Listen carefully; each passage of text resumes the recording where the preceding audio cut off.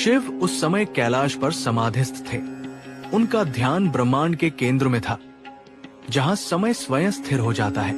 पार्वती उनके समीप बैठीन थी और ब्रह्मांडीय ऊर्जा उनके चारों ओर मंडरा रही थी। तभी उन्होंने देखा कि सृष्टि में एक असंतुलन उत्पन्न हो रहा है। देवता अधिक अभिमानी हो रहे हैं, ब्रह्मा स्वयं को सर्वोच्च कहने लगे हैं और धर्म का केंद्र धीरे धीरे विकृत होने लगा है। शिव ने अपने नेत्र खोले और पार्वती से कहा, देवी, सृष्टि का संतुलन डगमगा रहा है।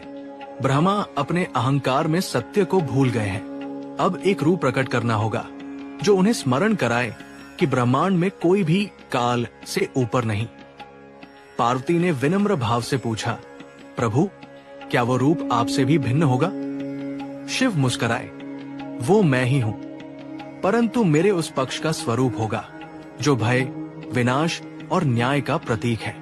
वह रूप समय का स्वामी होगा, जिसे कोई बांध नहीं सकेगा, जिसे कोई देख भी नहीं पाएगा। वही होगा काल भैरव।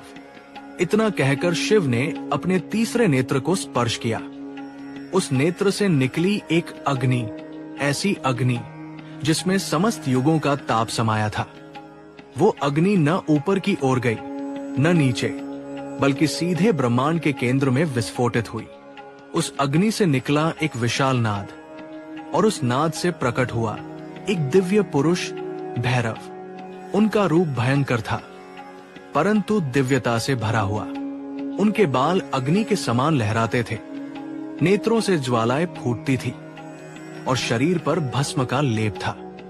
उनके गले में मुंडमाला थी, हाथों में त्रिशूल और खड्ग, और मुख से एक अनंत गर्जना निकली जिसने समस्त लोकों को कंपा दिया। देवता भयभीत होकर ब्रह्मलोक और कैलाश दोनों की ओर देखने लगे। उनके कदमों के नीचे धरती हिल उठी और दिशाओं में क्रोध की ध्वनि गूंजने लगी। पार्वती ने विस्मय से पूछा, प्रभु, ये कौन है जो स्वयं काल के समान प्रतीत हो रहा है? शिव ने कहा, ये मेरे अस्तित्व का प्रचंडतम रूप है, भैरव, जो काल का स्वामी है। जब सृष्टि धर्म से डगमगाएगी, जब अहंकार सत्य को ढक देगा, तब ये प्रकट होगा। उसी समय ब्रह्मा अपनी सभा में विराजमान थे। चार मुखों से वे चारों वेदों का उच्चारण कर रहे थे, परंतु पांचवें मुख से